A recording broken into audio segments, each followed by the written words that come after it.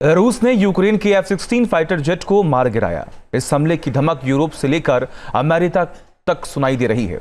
Military expert कह रहे हैं कि इस लड़ाकू विमान के ध्वस्त होने के बाद नाटो के यूरोपीय मुल्कों को रूस के खिलाफ रणनीति बदलनी पड़ सकती है। देखिए।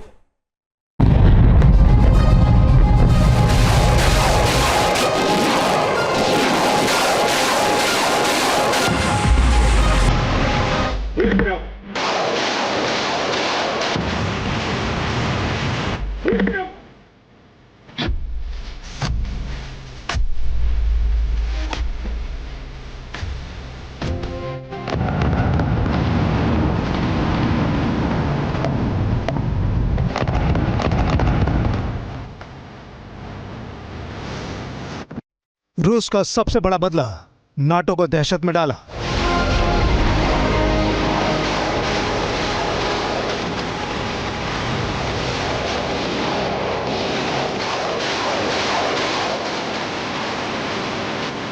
यूक्रेन पर घातक निशाना, यूरोप भी दहला।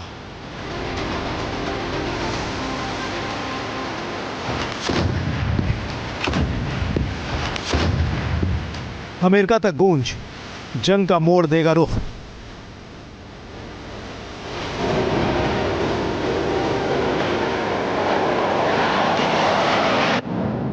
रूस की मिसाइलों ने यूक्रेन को ऐसा जख्म दिया जिसका दर्द नाटो के तमाम मुल्कों को महसूस हो रहा है।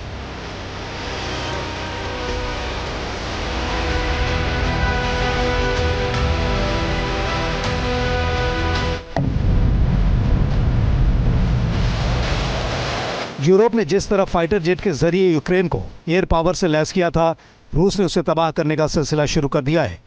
मीडिया रिपोर्ट्स के मुताबिक यूक्रेन की एयरफोर्स ने माना है कि रूस ने उसके F-16 को मार गिराया।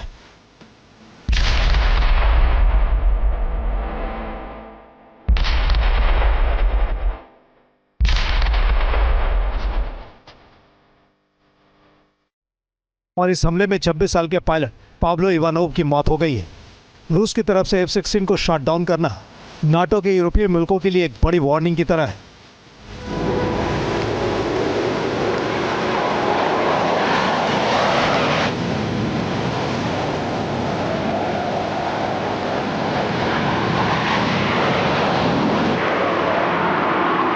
जानकारी मिल रही है कि रूस ने यूक्रेन के F-16 को मार गिराने के लिए S-400 surface to air missile system या फिर R-37 air to air missile system का इस्तेमाल किया है।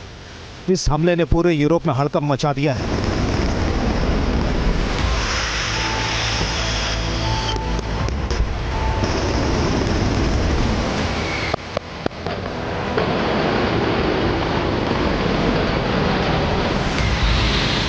क्योंकि हमले को अंजाम देने के लिए जिस मिसाइल सिस्टम को सिलेक्ट किया गया वो रूस के अंदर तेजी से रणनीतिक बदलाव करने की ताकत को साबित करता है। जाहिर है ऐसे में यूक्रेन की चुनौती बहुत बढ़ गई है।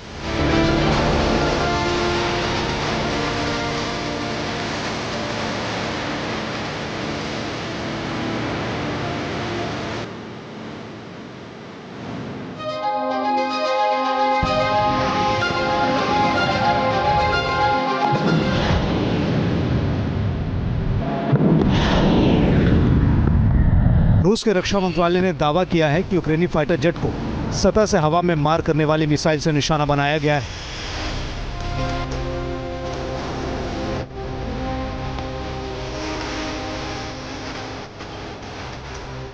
हालांकि इस बयान में किसी मिसाइल सिस्टम का नाम नहीं लिया गया, लेकिन रूस के S-400 और R-37 की ताकत का एहसास हो गया है।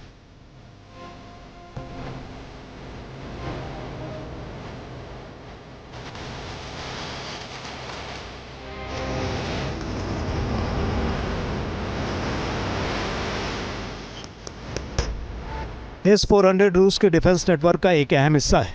इसके जरिए करीब 400 किलोमीटर की दूरी से हवा में उड़ते टारगेट को निशाने पर लिया जा सकता है।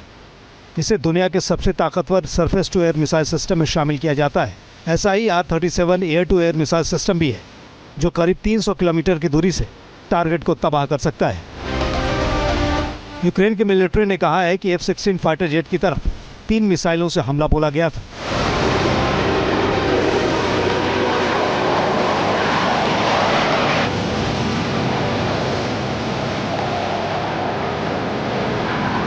अलग अलग यूरोपियन देशों ने यूक्रेन को करीबन 20 F-16 फाइटर कॉम्बैट विमान दिए हैं। गौरतलब बात है कि युद्ध भूमि में ये ज़्यादा कारगर साबित नहीं हो रहे, क्योंकि ये F-16 के बहुत ही पुराने शुरुआती दौर के मॉडल हैं, यानी F-16A। इनमें जो इलेक्ट्रॉनिक जैमिंग सिस्टम है वो बहुत ज़्यादा सक्सेसफुल नहीं होता है। इसी वजह से जब यूक्रेन की एयरफोर्स इन F-16 को रूस के खिलाफ इस्तेमाल कर रही है, तो रूस की जो एंटी एयरक्राफ्ट मिसाइल सिस्टम है वो इन F-16 जहाज़ों को आसमान से शूट डाउन कर रही है। करीब 7 महीने पहले यूक्रेन के लिए F-16 यानी रूस के खिलाफ जंग में उतरा था।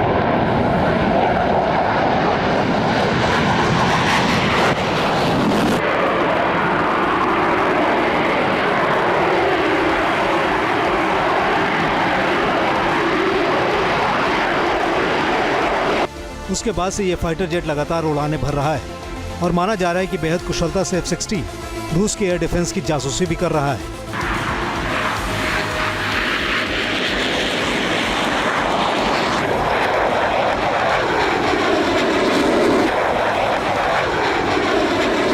यूरोप के 4 मुल्क बेल्जियम, डेनमार्क, नीदरलैंड्स और नॉर्वे ने यूक्रेन के हवाई रक्षा तंत्र को ताकतवर बनाने की 85 F-16 देने का वादा किया है।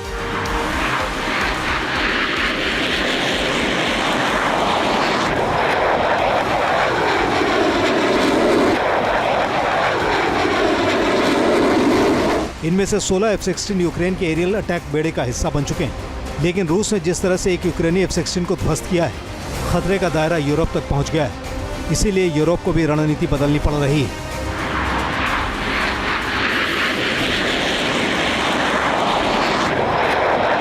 डेनमार्क ने अपने लिए F-35 फाइटर जेट को वॉर रेडी कर दिया है। नाटो के क्विक एक्शन अलर्ट के लिए F-16 की जगह F-35 से मोर्चाबंदी की जा रही है। डेनमार्क का दावा है कि हमला और बचाव दोनों ही सूरत में F-35 फाइटर जेट कारगर साबित हो सकता है। नेटो के जो 32 देश हैं यूरोप में, इनमें से ज़्यादातर के पास F-16 या दूसरे US एयरफोर्स में इस्तेमाल होने वाले फाइटर विमान हैं। ऐसे में अगर F-16 को यूक्रेन की एयरफोर्स रूस के खिलाफ इस्तेमाल करती है और रूस की एंटी एयरक्राफ्ट मिसाइल सिस्टम उसको शूट डाउन करती है, तो ये भी दर्शाता है कि भविष्य में अगर कभी नेटो देशों के बीच में और रूस के बीच में युद्ध हुआ, तो नेटो देश के जो फाइटर विमान हैं वो युद्ध भूमि में बड़ी आसानी के साथ रूस के एंटी एयरक्राफ्ट सिस्टम द्वारा शूट डाउन किए जाएंगे। वैसे यूक्रेन को अमेरिका से भी F-16 हासिल हो रहा है। पिछले महीने इस अमेरिकी फाइटर जेट का शिपमेंट यूक्रेन पहुंचा था, लेकिन अब यूक्रेन को और भी लड़ाकू विमानों की दरकार होगी, क्योंकि रूस ने उसकी तबाही का दूसरा दौर शुरू कर दिया है।